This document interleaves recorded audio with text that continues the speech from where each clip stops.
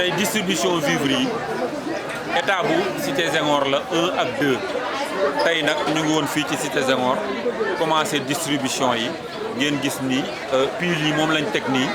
dans un instant xam naa di ngeen gis quelques bénéficiaires yu nga xamante ni dinañ leen jox liñ leen jox li nga xamante ne état bu moom la leen dimbali incha allah xam naa ni mën naa am dinañ leen jox maire mu def intervention wala kenn ku nga xamante ni ci comité bi nga bokk wala.